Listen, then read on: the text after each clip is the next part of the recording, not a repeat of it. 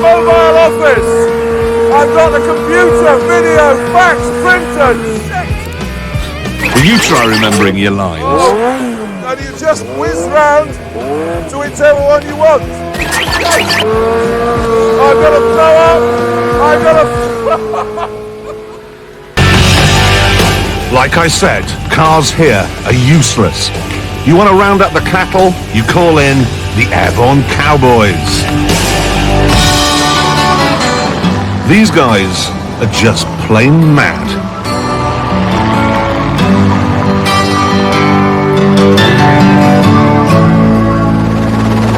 You, cow! You can run, but you can't hide! Hello. That's the south of France. We're on our way to Monte Carlo. For the Grand Prix, you understand.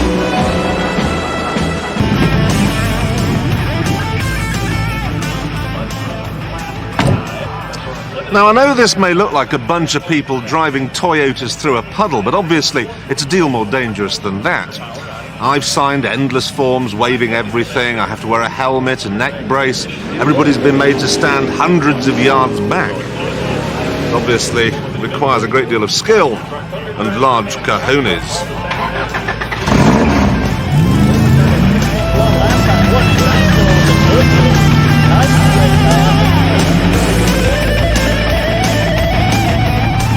I got myself a stock Toyota 4-cylinder. Isn't it? You know, I've been around the world 5 times to make this series, and what we have here in the middle of the Arabian desert is the most amazing, most sensational, most outlandish, and by far the largest car in the entire world.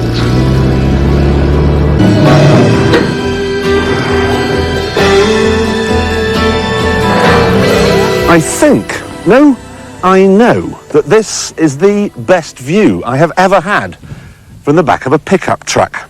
It is very important indeed that I remember to get one of these when the point-to-point season comes round again. In between races, I could pop up to the master bedroom, which is where the cab should be. You know, this is impressive stuff, but it does have one more trick up its sleeve. Underneath, there's an engine, a steering wheel, and crucially, a driver's seat.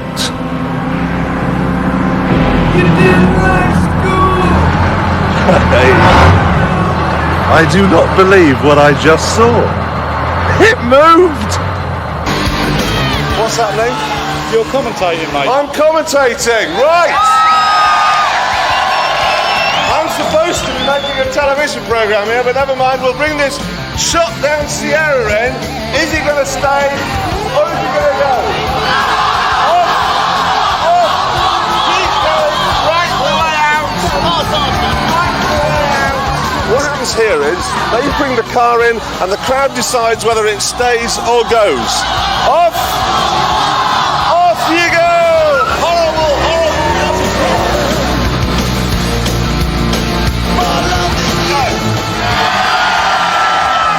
And who wants you to stay? Your mother wants you to stay, everyone wants it out, so off you go. Britain was first introduced to the car more than a century ago. But the passion is still so strong that you'd think we'd met in a disco just last night. You sometimes get the impression here that the forces take precedence over everything. In Britain, we have level crossings for trains.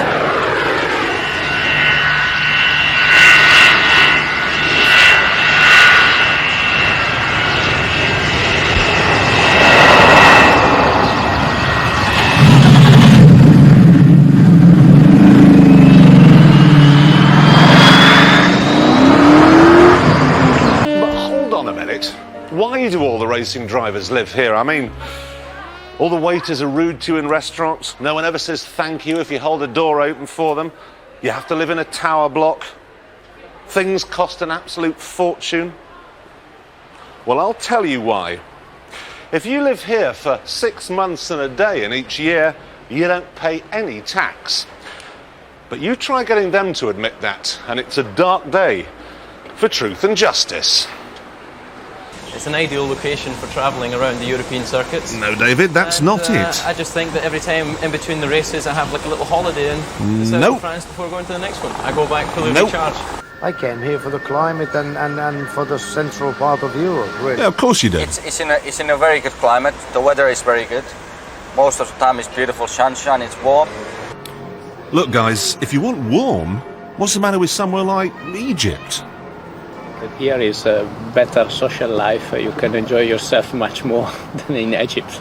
And it's also very central, because from here you can go anywhere in Europe within an hour and a half. Something Yeah, like you that. come from Slough, Thierry. So it's for traveling, it's also very, very good. Oh, come on, guys. Next thing, you got to tell me you live here because you stay fit. So take a guess why I'm breaking the law right now. I am. Seatbelt on. I'm going to turn the engine off at the traffic lights. One man was reported to the local constabulary by his next-door neighbour for having bald tyres. Another was fined £25 for running over a bird. Yet another was sent to prison for overtaking in a tunnel. Naturally, this sort of thing does have an effect on Switzerland's car enthusiasts.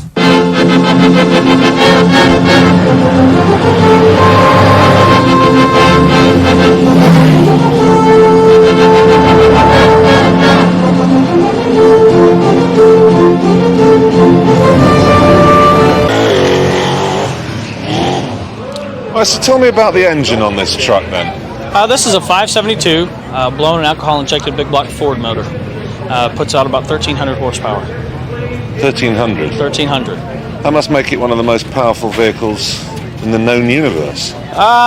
Fairly close. There are some drag race cars that are more powerful, but basically this is a top alcohol motor in a funny car or a drag car. Well, I've driven some fast cars in my time and some powerful stuff, but not ever have I been this nervous. That's the sound of a 9.7 litre engine. There is a substitute for cubic inches. Cubic feet. This is really scary. Oh.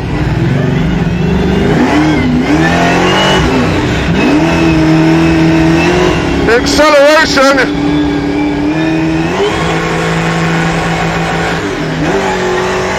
is unbelievable. 5 tons and it goes that fast. You know something interesting? It costs exactly the same to elongate a Lada as it does a Cadillac. In fact, you'd have to say this one probably cost even more because it's got 3 doors on either side, and that's an expensive cut and shut job. It seems peculiar, therefore, that they haven't fitted any of the usual accoutrements found in a limousine. There's no video player, there's no drinks cabinet, there's no Burr walnut fittings. Not really any fittings at all, actually.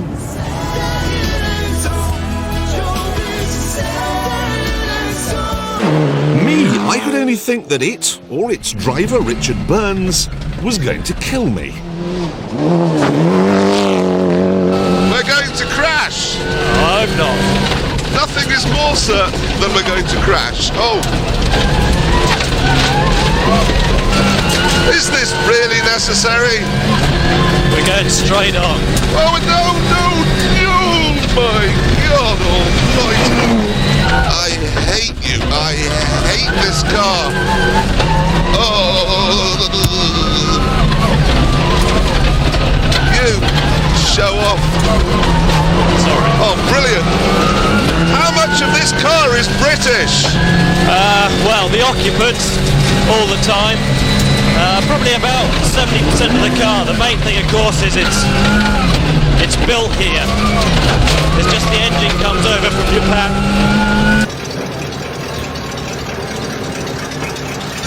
Whoa! She moves! And so, there you have it. The first person for 20 years to drive the Chevy that Shea used when he was president of the National Bank. I feel no sense of elation though, because I discovered this morning that Che is in fact a nickname. In his native Argentina it means pal or mate. This man, whose face stared down at me from a poster on my study wall at school, who symbolised all that was good about rebellion in the 50s and 60s with his long hair and his smoking habit, his real name was Ernest, and he drove the slowest Chevrolet in the West. Sometimes, you know, people, rich people, I'm not that rich, but rich people, very rich people, maybe, what is enjoyment to them? Okay, you die, I don't think you have pockets in your coffin. Yeah. So you're not going to take it. So enjoy it. I think the power also is drive to the wheels in a nice, very nicely. So you don't get this of sudden impact on you, or it catch you when you are not really ready for it. Let's give it a blast. Oh my.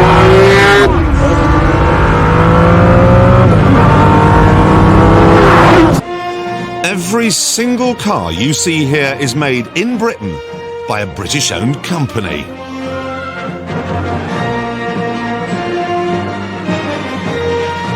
The GTN from Loughborough, available with a Rover K-Series engine so it can do 130 miles an hour. Comes with a removable hard roof so it can be a convertible, and it's yours for £7,000.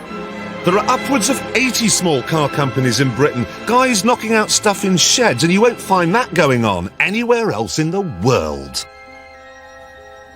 The Dakar here from Wilmington in Kent was used by Annika Rice.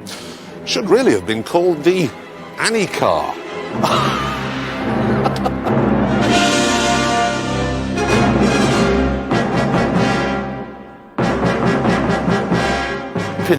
Now, there are 99 fibres in my body saying, go on, Jeremy, go to bed, it's late. But there's one which is saying, go on, have a lap.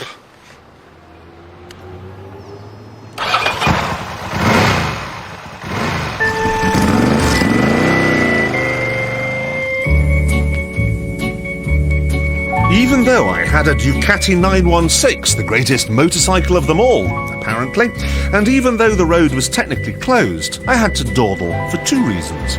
First, those security cameras never sleep, and second, I can't ride a bike.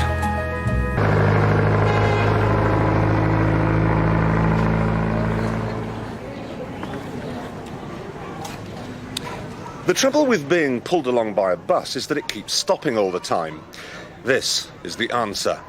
Part bicycle, part fumigation pump. It's the Rally Wayfarer ZZR 11.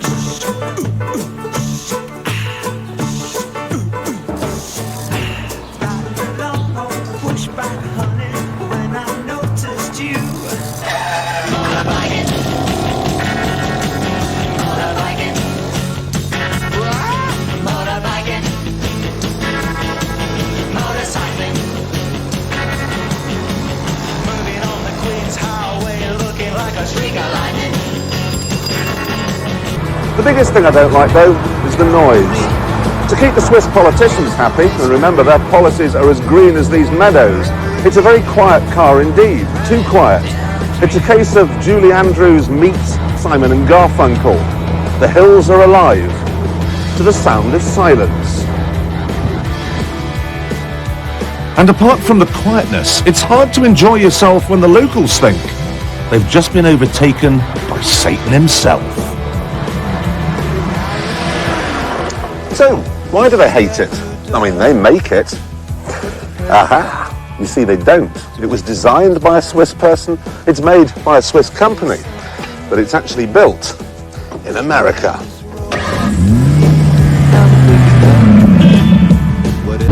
We're 100 miles from Alice Springs here. You know what it does to people when you live out here. Okay. Woo, woo. Keep saying Benzinis, Benzinis. They're bent. Oh, skiing practice coming in here. And then there's crashes. If you have a bump, even if you just graze your bumper, you're not allowed to move your car until the police have been to the scene. Now this can be a real nuisance. If you want to make an insurance claim, you need a police report, which means that even if you're causing a 10-mile jam and you've only got a broken headlamp, you can't move your car. This leads to some ridiculous stories. A couple of friends had a boat on the back of a pickup truck, and they were sliding the boat into the water quite recently. And the pickup truck sort of got away and went into the water with the boat. And of course the first thing they did was get the pickup truck out. But in order to get the police report, the police would have wanted to see exactly what had happened, so they had to put the pickup back in again. We're better, we're more blessed by God, we're smarter, and we deserve more, and we get more. Would you say that there's a higher percentage of eccentrics living in Texas than anywhere else you've ever been? No, I would say that there's a higher percentage of really dull people living around fish, living on islands and living on the East Coast and the West Coast. I would say there's a normal percentage of people living in the flatlands where you can see in 4 directions and not see mountains and not see surf, but just see any way that you want to. Right, the stabilisers are up, so we're now in bike mode. Well, I was expecting it to be terrifying. It's kind of like sitting in a car. You forget that there's only 2 wheels propping you up. Oh no, someone's nicked the wings. Ooh. I can't think of anything to say. Oh. At remarkably low speeds without it falling over.